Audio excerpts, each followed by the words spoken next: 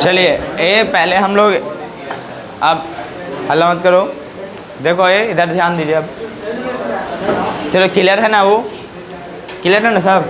पहले पढ़ लो, उसके बाद लिख लेना बढ़िया से। देखो हेलो, यहाँ पे ध्यान दो।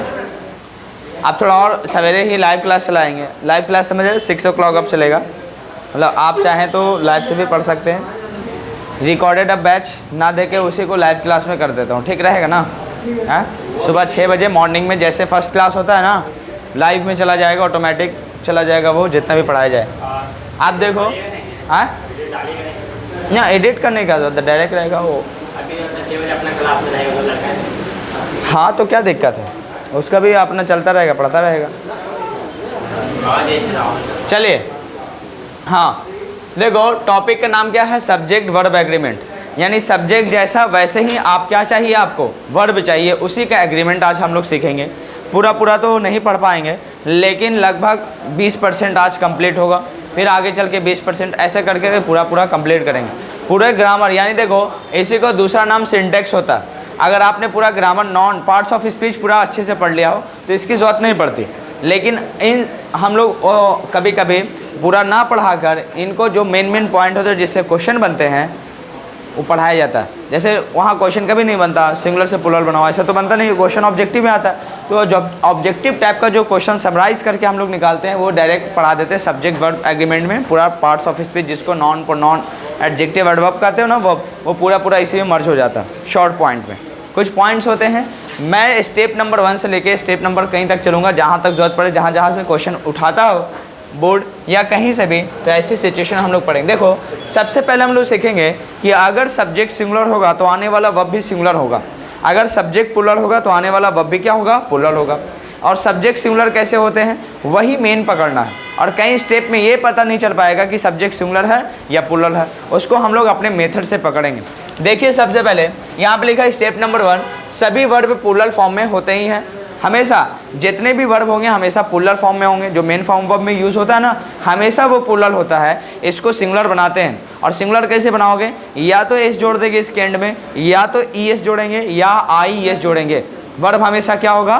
प्लूरल होगा। इसको सिंगुलर बनाते हैं। कैसे बनाते हैं? एस जोड़कर उसके एंड में, या फिर जोड़ेंगे ई एस, या फिर क्या जोड़ेंगे? I S. और याद कीजिए आपको टेंस की क्लास में जब आपका पहले बेसिक टेंस चल रहा था वर्ब का फॉर्म, तब आपको बताया गया था कब जोड़ेंगे एस, कब जोड़ेंगे ई एस, कब जोड़ेंगे आई एस। पक्का याद कीजिए, जब भी वर्ब के एंड में एक्स रहता है, सी एच रहता है, ओ आता है, जेड आता है ना, ये सब, तो ये सब जब भी एंड में मिलेगा तो हमेशा ई एस जोड़ना उसको सिंगुलर बनाने के लिए। दूसरा पॉइंट क्या था? आई एस कब जोड़ोगे? जब वाई से पहले वर्ब का एंडिंग किससे हो? जैसे मैंने लिखा ट्राई, तो वाई से एंड हुआ और वाई से पहले कोई कॉन्सोनेंट लेटर हो। देखो लेटर दो तरह से डिवाइड करते थे, वोवेल लेटर और कॉन्सोनेंट लेटर। अगर दो तरह से आपने लिखा है लेटर, वोवेल लेटर और कॉन्सोनेंट लेटर, और वाई से पहले कोई कॉन्सोनेंट लेटर हो, और उस मतलब जितना भी वर्ब है जिसके एंड में क्या आता है? वाई आता है, और वाई से पहले क्या है? कॉन्सोनेंट लेटर, तो उसको सिंगुलर बनाने के लिए वाई को किसे मतलब होगा? आई में। क्लियर है? उसके बाद ई एस जोड़ देंगे, तब बनेगा। जैसे ट्राइस हो गया, ड्राई हो गया, आता है कि नहीं आता? चलिए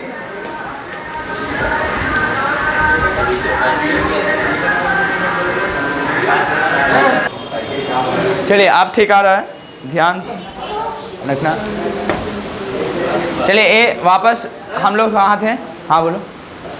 हाँ देखिए हम लोग थे जितने भी वर्ब होते हैं हमेशा क्या होते हैं? प्लूरल फॉर्म में पाए जाते हैं, उसको सिंगुलर बनाते हैं। सिंगुलर बनाने के एस ई एस या आई एस जोड़ते थे।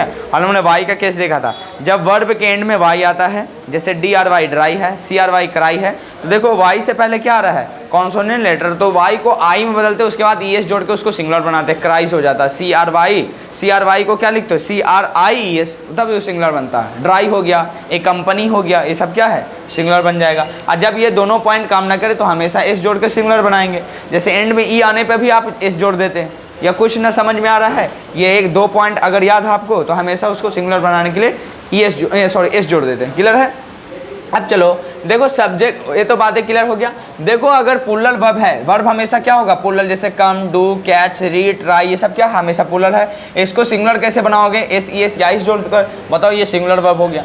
लेकिन नॉन के केस लेकिन उल्टा होता है। लेकिन नॉन के अगर नॉन में एस ई एस या इस जोड़ते तब वो प्लूरल बनता है, वो होता सिंगुलर फॉर्म में। क्लियर है। जैसे ये देखिए बस लिखा हुआ है तो बसेस कर दिया, पेन लिखा हुआ तो पेन्स कर दिया, और ये बुक लिखा हुआ तो बुक्स कर दिया। ये पहले से क्या है सिंगुलर, और इसको कर दिया प्लूरल। यानी वर्ब और नॉन में आपने देखा कि उल्टा रिलेशन होता है, ठीक है ना, कि वर्ब हमेशा क्या होता है प्लूरल, नॉन होता है सिंगुलर।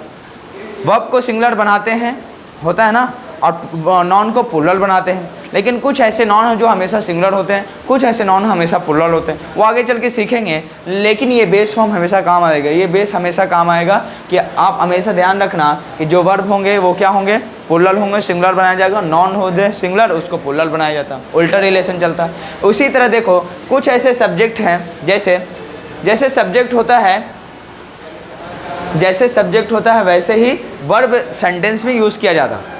जैसा सब्जेक्ट वैसा वर्ब बताए हैं। सब्जेक्ट वर्ब एग्रीमेंट का मतलब ही होता है जैसा सब्जेक्ट वैसा वर्ब से एग्रीमेंट कर ले वो, कि हाँ मैं सिंगुलर हूँ तो आने वाला वर्ब भी सिंगुलर, मैं प्लूरल हूँ तो आने वाला वर्ब भी क्या होना चाहिए, प्लूरल। यहाँ पे ध्यान दो, सिंगुलर सब्जेक्ट है लिखा हुआ बस सिंगुलर, तो बताओ ये प्लूरल वर्ब होगा गो, और गोज़ क्या होगा सिंगुलर। तो बताओ बस अगर लिखा हो तो आप किसके साथ लिखेंगे, गोज़ के साथ। लेकिन अगर बसेस लिख दिया प्लूरल तो आने वाला वर्ब प्लूरल होगा, तो गोज़ ना लिख के हमेशा क्या लिखोगे, गो। क्लियर है। यही इसी को कहते हैं सब्जेक्ट वर्ब एग्रीमेंट, मतलब जैसा सब्जेक्ट वैसे वर्ब के साथ एग्रीमेंट कर ले। एग्रीमेंट मतलब क्या होता है, संतुष्ट हो जाए, सेटिस्फैक्शन मिल जाए उसको। अब तो सिंगुलर सब्जेक्ट क्या होते हैं आपको बचपन में पढ़ाया गया, ही सी इट नेम होगा, और सिंगुलर वर्ब क्या होता है, गोज़ कम्स रीड्स क्या होंगे, समझ रहे। अब बताओ जैसे मैं क्वेश्चन इसी पैटर्न का लिख दूँ, ही fill in the blanks daily, और लिखा हुआ read reads both none of this, बताओ किसके साथ जाओगे। देखो सब्जेक्ट सिंगुलर तो आने वाला वर्ब भी सिंगुलर होगा, तो बताइए सिंगुलर वर्ब कौन सा है, तो जिसमें एस ई एस लगा होता है, बी ऑप्शन के साथ चले जाएंगे। देखो we fill in the blanks daily, उसके बाद बताओ फिल इन द ब्लैंक्स में आपको वर्ब चयन करना है, सिलेक्शन करना है। तो वर्ब बताओ सब्जेक्ट कैसा है, प्लूरल, तो आने वाला वर्ब क्या होगा, प्लूरल। तो बताओ प्लूरल वर्ब कौन सा होगा, जिसमें एस एस एस ना लगा हो, हमेशा बेस फॉर्म पे आ जाए तो उसको क्या कहेंगे, प्लूरल। तो बताइए रीड यहाँ पे ऑप्शन सही हो जाएगा। क्या स्टेप नंबर 1 समझ में आया कि नहीं आया, कोई दिक्कत तो नहीं है। अब देखो स्टेप नंबर 2 में देखेंगे कि हम लोग ना एंड से जोड़कर वर्ब को सीखेंगे, कि दो सब्जेक्ट को एंड से जोड़ देते हैं। तो कुछ ऐसे हैं जो प्लूरल सिंगुलर हो सकते हैं, कुछ ऐसे हैं जो सिंगुलर प्लूरल नहीं होगा, वही हम लोग देखते हैं अगला स्टेप। देखो मैंने लिखा है ही इज़ अ डॉक्टर, सही है, कोई दिक्कत तो, वह डॉक्टर है, ही इज़ लगा दिया। लेकिन ही एंड शी लिख दिया तो ये सिंगुलर ये सिंगुलर, और दो सिंगुलर मिल जाए तो बन जाता प्लूरल। तो ऐसे सिचुएशन में इज़ ना आकर हमेशा क्या लिखोगे, आर, तो लिखेंगे ही एंड शी आर डॉक्टर्स लिखना पड़ेगा। क्लियर है, कोई दिक्कत तो नहीं होगा, पक्का। अब देखो यही बात हर जगह पे नहीं लागू होगा कि दो एंड से जोड़ देंगे सब्जेक्ट तो हमेशा प्लूरल होगा। अब देखिए इसी पैटर्न को सीखने के लिए इंपॉर्टेंट टॉपिक है जिसका नाम है सब्जेक्ट वर्ब एग्रीमेंट। देखना मैंने लिखा my teacher and my friend लिखा हुआ, और यहाँ पे लिखा है इज़ कमिंग हेयर, इज़ को सही किया है, और my teacher and my friend, और यहाँ पे आर सही कर दिया है। अब देखिए कभी कभी ऐसा होगा कि एक पर्सन दो फंक्शन करते हैं, करते कि नहीं करते। जैसे हमारे कई ऐसे स्कूल हैं जहाँ डायरेक्टर हो वही प्रिंसिपल होगा, जो प्रिंसिपल वही डायरेक्टर, सेम पर्सन सेम, और काम दो मिल गया, डायरेक्टर का भी प्रिंसिपल का भी। कई ऐसे शिक्षक हैं जो प्रिंसिपल का भी काम करें और खुद क्लास भी ले रहे, ऐसा होता है कि नहीं होता। तो ऐसी सिचुएशन यानी पर्सन एक है लेकिन काम दो है, ऐसे सिचुएशन में सिंगुलर ही उसको मानेंगे, प्लूरल नहीं मान सकते। पकड़ेंगे कैसे सेंटेंस में, अभी बताता हूँ। लेकिन कभी कभी ऐसा होगा दो पर्सन दोनों अलग अलग काम करें तो ऑलरेडी प्लूरल होंगे। देखिए जब भी कोई नॉन से पहले आर्टिकल या एडजेक्टिव हो जाए और एंड से जुड़ा हो और दूसरा भी नॉन हो, समझ रहे। देखो लिखा हुआ दो नॉन जुड़ा हुआ है ना एंड से, एक नॉन से पहले कोई भी आर्टिकल और एडजेक्टिव नहीं है, लेकिन दूसरा जो नॉन पहला है उससे पहले एडजेक्टिव या आर्टिकल है, तो इसको मानेंगे सिंगुलर, और ये पर्सन क्या होंगे, सिंगल। समझ रहे। चलिए इसका बात का ध्यान रखो, उसको जल्दी से कॉपी करो। चलो अभी डिस्टर्ब नहीं होना है, ठीक है। अब देखिए यही बात मैं बता रहा हूँ, दो नॉन एंड से जुड़े हों, एक नॉन से पहले एडजेक्टिव या आर्टिकल आए, दूसरे नॉन से पहले एडजेक्टिव या आर्टिकल ना आए, तो उसको हमेशा सिंगुलर मानते हैं। पर्सन यानी एक ही होंगे, फंक्शन दो कर रहे होंगे। क्लियर है। जैसे एडजेक्टिव या आर्टिकल है तो उसी का ऑपोजिट हो जाए कि दोनों नॉन से पहले यानी एंड से जुड़ा हो दो नॉन, एक नॉन से पहले एडजेक्टिव या आर्टिकल आए, दूसरे नॉन से भी पहले एडजेक्टिव या आर्टिकल आए, वो सब्जेक्ट प्लूरल हो जाता है। तो जब सब्जेक्ट प्लूरल तो आने वाला वर्ब प्लूरल होगा, और जब सब्जेक्ट सिंगुलर होगा तो आने वाला वर्ब भी क्या होगा, सिंगुलर।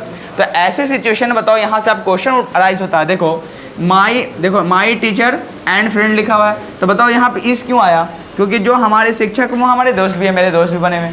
क्लियर है। अब यहाँ पे उल्टा हो गया, जो मेरे शिक्षक है वो मेरे दोस्त नहीं है, दोनों अलग अलग हैं, तो इसीलिए यहाँ पे आर लगा दिया। क्लियर है। अब आओ ये क्वेश्चन सॉल्व कर लेते हैं। लिखा हुआ है कई फिल्में ऐसे जो एक्टर होते हैं वह डायरेक्टर का काम कर लेते हैं। तो यहाँ पे देखो द डायरेक्टर एंड एक्टर, इसका मतलब जो एक्टर वही डायरेक्टर है, पर्सन सेम एक है लेकिन फंक्शन दो है। तो ऐसे सिचुएशन बताओ, सिंगुलर वर्ब होगा तो आप इसके साथ जाएंगे। दूसरा question the director and the actor लिखा हुआ, आप डायरेक्टर अलग और एक्टर भी अलग, तो समझो दो पर्सन है, दो आर्टिकल आ गया, ऐसी सिचुएशन में आ जाएंगे। समझ में आ गया, कोई दिक्कत तो नहीं। तीसरा क्वेश्चन देखो यहाँ पे लिखा हुआ है, अब आओ my uncle and my father लिखा हुआ, यानी मेरे पापा और मेरे अंकल दोनों हैं अलग अलग, तो ऐसे सिचुएशन में इसको पुल्लर मानेंगे।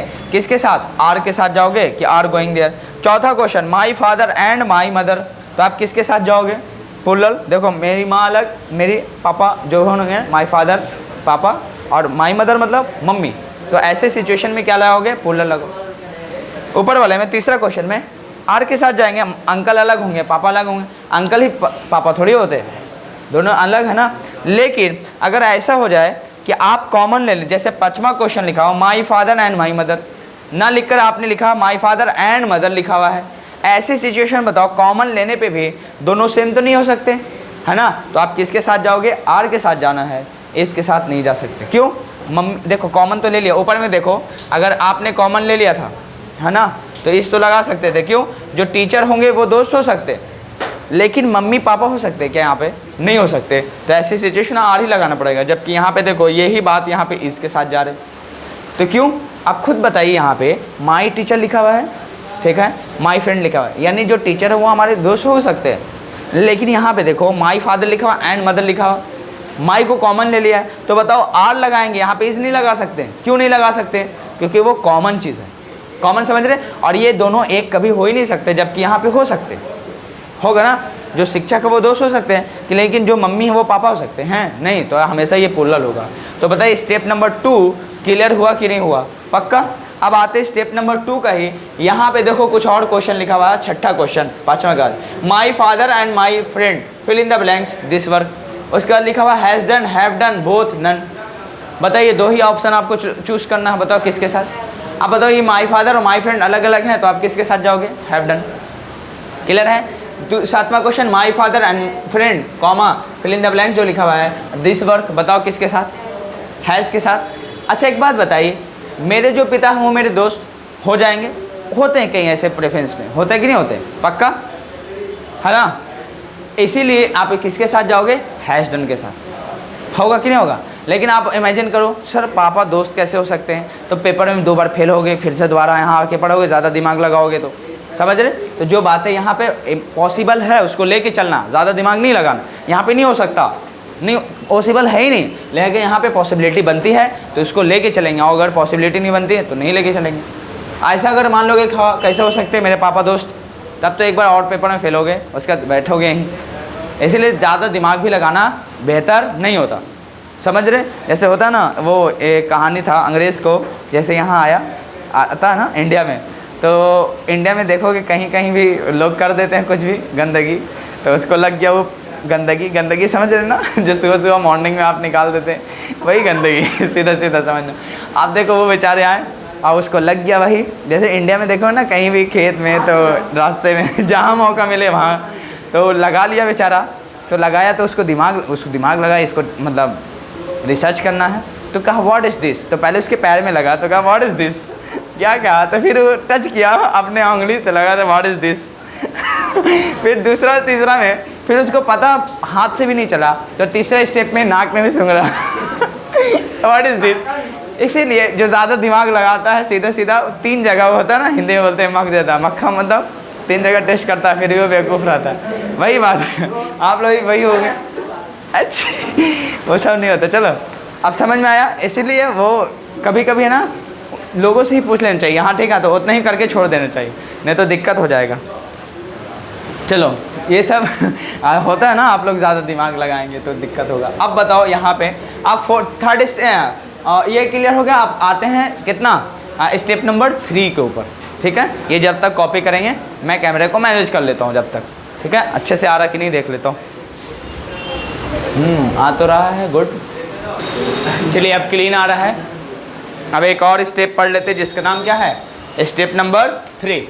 देखो, एक होता है अ नंबर ऑफ, एक होता है द नंबर ऑफ। दोनों में दोनों फ़र्क है, ऐसा नहीं समझेंगे। अब लेकिन ऐसी बात है, जब अ नंबर ऑफ लिखोगे तो भी पुलर नाउन आएगा, द नंबर ऑफ लिखोगे तो भी पुलर नाउन आएगा। सर आपने बताया जब पुलर नाउन आता है तो आने वाला वर्ब पुलर हो जाता है, जबकि आपने लिखा the number of puller noun, लेकिन वर्ब तो सिंगुलर लिख रखा है। यहाँ पे देखो अ नंबर ऑफ लिखा, वर्ब पुलर, तो वर्ब तो पुलर। ये तो समझ में आ रहा है कि चलो ये ठीक है, आपने जो जो बताया है वो समझ में आ गया है, लेकिन यहाँ पे तो आके गड़बड़ कर रहे हैं आप, क्योंकि पुलर नाउन लिख रहे हैं, वर्ब सिंगुलर लगा दे रहे हैं, तो गड़बड़ वाली बात है। तब ऐसी सिचुएशन में क्या करना है, अब ऐसे में ये मैं समझना एक्सेप्शन होता है। क्यों होता है समझो। देखो कभी कभी आप जाते हैं बैंक, जैसे जा रहे हैं घर से निकले, तो आपका दोस्त अगर बैंक में घूम के आया है, अगर बैंक क्लोज है तो क्या बोलता है, शहर का सारा बैंक क्लोज है, ये तो कहेंगे, बोलते कि नहीं बोलते। या एटीएम कभी जाओ कि एटीएम जाना है भाई, जैसे लॉकडाउन का टाइम था याद कीजिए, तो वहाँ एटीएम को निकलने को होता है, दोस्त बोल दिया कि शहर का पूरा एटीएम बैंक बंद है। तो अब बताओ, आप अपने मम्मी या डैडी से जाके वापस कर रहे हो कि शहर का सारा बैंक बंद है या एटीएम बंद है, तो आपका दोस्त जो आपको इन्फॉर्मेशन दिया वो, और आप जो अपने मम्मी या डैडी को इन्फॉर्मेशन दोगे वो, दोनों में अंतर आ गया। कैसे? आपने दोस्त की कही भी बातों को उन तक पहुंचाया, यानी जो दोस्त कहा कि बैंक सारा बंद है, एटीएम सारा बंद है शहर का, तो ऐसी सिचुएशन में कहीं भी बातों को इमेजिन कर लिया बैंक पूरा, और अपने माइंड को जो कलेक्ट कर लिया, कलेक्टिव नाउन बना लिया, उसको जाके कह दिया, तो ऐसी सिचुएशन उसको सिंगुलर मान ले रहे हैं। और आने वाला देखो वर्ब तो पुलर ही होगा, सॉरी नाउन तो पुलर ही होगा, सारा बैंक से ही बोलोगे शहर का, लेकिन आप इमेजिन करके बोल रहे हो, और जब इमेजिन बोलो कलेक्टिव नाउन जब उसको बनाने तो उसको सिंगुलर मान के बोल रहे हैं। क्लियर है? जबकि आपका जो दोस्त होगा वो बोलेगा अ नंबर ऑफ बैंक्स, क्योंकि वो गया है, विजिट किया है, ऐसे सिचुएशन को दिखाने के लिए अ नंबर ऑफ बैंक्स लगाने के। और जबकि आप जब कहीं भी बातों को किसी को रेफर कर देते हो तो द नंबर ऑफ बैंक्स लगाएंगे, द नंबर ऑफ एटीएम्स लगा देंगे वहाँ पे। ये अंतर है उसमें। इसीलिए जब भी एक निश्चित अमाउंट की बात होती है, देखो निश्चित अमाउंट आएगा ना, क्योंकि कहीं भी बात है उसको पूरा मान लोगे, तो निश्चित अमाउंट की बात आएगी तो द नंबर ऑफ उसका पुलर नाउन आएगा, लेकिन वर्ब सिंगुलर आ जाएगा। क्यों? आपने विजिट नहीं किया, ना ही जाके देखा, तो ऐसे सिचुएशन में माना ना है तो मान लोगे, तो एक माइंड मतलब अमाउंट बनता है, मतलब कलेक्टिव नाउन की तरह काम करता है, इसीलिए आने वाला वर्ब सिंगुलर होता है। जबकि इसको क्या मानते हैं, अ नंबर ऑफ बैंक्स या अ नंबर ऑफ एटीएम, जो भी होगा पुलर यहाँ पे, तो आप उसको वर्ब पुलर मानेंगे। क्यों? आपने विजिट किया है, पर्सनली एक एक करके देखा होगा, वहाँ होता है कि नहीं होता, इसीलिए। अब देखो इस पे क्वेश्चन बहुत बनता है, लिखा हुआ द नंबर ऑफ बैंक्स, यहाँ भी लिखा हुआ फिल इन द ब्लैंक्स किया हुआ है, अ नंबर ऑफ बैंक्स लिखा हुआ फिल इन द ब्लैंक्स किया हुआ। जैसे ही द नंबर ऑफ बैंक बोलोगे सिंगुलर आएगा वर्ब। क्यों? एक निश्चित मात्रा की बात होती है, क्वांटिटी की, तो ऐसे सिंगुलर वर्ब, तो आने वाला वर्ब क्या हो जाएगा, इज। यहाँ पे देखो अ नंबर ऑफ, बताओ अनिश्चित होता है, मतलब कलेक्ट नहीं कर पाते, ऐसे सिचुएशन में क्या लगाते हो, आर के साथ जाएंगे। क्लियर है? कोई दिक्कत तो नहीं होगा, पक्का? अब देखिए यही बात है 4 स्टेप में आते हैं। क्या आते हैं? 4 स्टेप में। स्टेप नंबर 3 समझ में आ गया। स्टेप नंबर 4 देखो, स्टेप नंबर 4 में क्या होगा, 50 रुपीज़ लिखा हुआ। देखो कुछ ऐसे फिक्स्ड क्वांटिटी होंगे, या फिर आपका यूनिट होगा या डिस्टेंस होगा, वो फिक्स्ड होगा तो हमेशा इसको सिंगुलर मान के चलेंगे, लेकिन फिक्स ना हो, आगे चल के ब्रेक हो जाता है तो वो हमेशा पोलर हो जाता है। देखिए क्वेश्चन यहाँ पे देखो लिखा हुआ है, क्वांटिटी यूनिट अगर फिक्स है तो सिंगुलर हो जाएगा। जैसे क्वेश्चन लिखा हुआ 50 रुपीज़ इज़ लगाएंगे, 50 rupees is not a sufficient amount for him, उसके लिए उतना मतलब पर्याप्त पैसा नहीं है 50 रुपये। तो बताओ एक निश्चित मात्रा में क्या किए हैं आप, 50 रुपये का यूज़ किए हैं। यहाँ पे देखो 50 किलोमीटर्स लिखा हुआ है, क्या लिखा हुआ, 50 किलोमीटर्स। तो आप बताओ नॉट अ लॉन्ग डिस्टेंस, एक निश्चित किसकी बात है, दूरी की बात है, तो आप किसके साथ जाएंगे, इसके साथ जाएंगे। लेकिन आगे चल के पढ़ो, लिखा हुआ जब ब्रेक हो जाता, टूट जाता, सेपरेट हो जाता है, यही चीज़ जो आपको लिखा हुआ मिले, तो ऐसी सिचुएशन उसको क्या मानेंगे, पुलर मानेंगे, सिंगुलर नहीं हो सकता। जैसे लिखा हुआ 50 रुपीज़ इज आर डिस्ट्रीब्यूटेड लिखा हुआ। अब बताओ जब आप डिस्ट्रीब्यूट करोगे तो क्या एक इकट्ठा दिखाएंगे, कभी नहीं, किसी को 10 रुपये, किसी को 5 रुपये, किसी को 2 रुपये करके बांटोगे, तो लिखा हुआ है। तो ऐसी सिचुएशन में क्या लगाओगे, आर के साथ जाएंगे, 50 rupees are distributed as 10 rupees to Ramu and comma लगाया हुआ है, and 30 rupees to Raman and remain 10 rupees to Rehan. तो बताइए ये डिस्ट्रीब्यूट हो गया ना। जब डिस्ट्रीब्यूट की बात आएगी तो इसको पुलर मानेंगे, क्योंकि एक क्वांटिटी नहीं है। तो बताओ आज के बाद ये निश्चित अगर फिक्स होगा तो सिंगुलर, अगर फिक्स ना हो, ब्रेक कर जाए तो आप पुलर लगाएंगे। यहाँ पे देखो 1 lakh rupees fill in the blanks a huge amount. देखो ये अमाउंट एक फिक्स की बात है, तो आप सिंगुलर मानेंगे, लेकिन आगे चल के वही 1 लाख रुपया लिखा हुआ है, डिस्ट्रीब्यूटेड एमंग द पुअर लिखा हुआ है। तो बताइए जब पुअर गरीबों लोगों में बांटोगे तो वो 1 लाख रुपये एक निश्चित अमाउंट रहेगा ही नहीं, हमेशा टुकड़ों में बटेगा, तो ये प्लूरल हो जाएगा। समझ रहे? अब बताओ इसका ऑप्शन होगा इस होगा, लेकिन इसका ऑप्शन हो जाएगा आर वाला, होगा ना। देखिए तीसरा क्वेश्चन, अब आंसर खुद से बना लेना। 10 किलोमीटर्स लिखा हुआ है is fill in the blanks, sorry is यार लगाना है, कवर्ड बाई मी, मेरे द्वारा क्या क्या कवर्ड किया हुआ, एज जैसे कैसे 5 किलोमीटर्स बाई बस, 5 किलोमीटर किससे किया गया है, बस से, और 5 किलोमीटर किससे, ट्रेन में। मतलब डिस्ट्रीब्यूट कर दिया इसी 10 किलोमीटर को, एक निश्चित मात्रा ही नहीं रही, क्वांटिटी नहीं रहा, डिस्टेंस नहीं रहा, तो ये प्लूरल हो जाएगा। अब ऐसे सिचुएशन है, ऑप्शन बताओ, यहाँ लिखा हुआ आर इज बोथ और नन, मैं ज़्यादा ऑप्शन देता नहीं, या तो प्लूरल लगा लो सिंगुलर, इसी से पकड़ लेना, वहाँ ऑप्शन बिल्कुल ऐसे ही आएगा, उम्मीद है कि आप बना लोगे। क्लियर हुआ? बताओ कौन सा ऑप्शन सही होगा। अब आर के साथ जाएंगे, तो बताओ रट्टा तो नहीं मार सके 10 रुपये सिंगुलर हो गया प्लूरल, वो डिसाइड करेगा सेंटेंस बना हुआ कि अगर डिस्ट्रीब्यूट हो गया है, टुकड़ों में बटा हुआ है तो प्लूरल होगा, अगर निश्चित मात्रा दिखा रहा है तो सिंगुलर होगा। बताएं कोई डाउट तो नहीं है? पक्का यही बात है। अब स्टेप नंबर 5 लिख के छोड़ दीजिएगा, आई विश वाला केस, कल पढ़ेंगे क्या होगा। देखिए सब्जेक्ट वर्ब एग्रीमेंट में कुछ नहीं होता, जितने भी पार्ट्स ऑफ स्पीच होते हैं उससे जो मेन पॉइंट क्वेश्चन जो आता है वही पढ़ाया जाता है। अब वहाँ सिंगुलर से प्लूरल थोड़ी पूछता कि बताइए बस का सिंगुलर, बस से सिंगुलर है तो इसका प्लूरल बना दीजिए, ऐसा कभी नहीं क्वेश्चन आता। ऐसा क्वेश्चन बनेगा, इसीलिए इसको क्या करना, कॉपी करना है। और कई स्टेप्स हैं इसमें, एक बार सब्जेक्ट वर्ब एग्रीमेंट पढ़ा लेंगे तो कोई दिक्कत नहीं हुआ। नहीं तो अगर जो क्लासेस होते हैं जैसे नॉन का सेपरेट हुआ, प्रोनाउन का सेपरेट हुआ, एडजेक्टिव का हुआ, तो फिर उससे कोई दिक्कत नहीं होता, उसमें सब कवर हो जाता है, अलग से पढ़ाने की ज़रूरत नहीं पड़ती। लेकिन उसको अगर ना पढ़ाए तो सब्जेक्ट वर्ब एग्रीमेंट सिंटैक्स पढ़ाने की ज़रूरत पड़ेगी, उसी का पूरा निचोड़ होता है।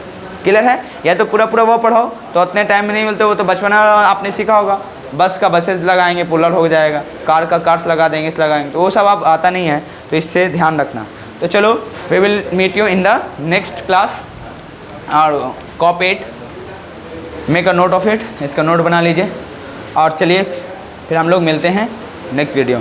और लाइक शेयर ज़रूर करना सब, और जो बातें हैं, हाँ, और जो भी कमेंट में आप जो डॉट अगर आता है कि हाँ सर ऐसा ना ऐसा होता तो आप मुझे बता सकते हैं, अलग से वीडियो बना देंगे। ठीक है? चलो हाँ बोलो, कोई दिक्कत तो नहीं ना? और कोई डाउट इसमें? चलिए हाँ हाँ ठीक है।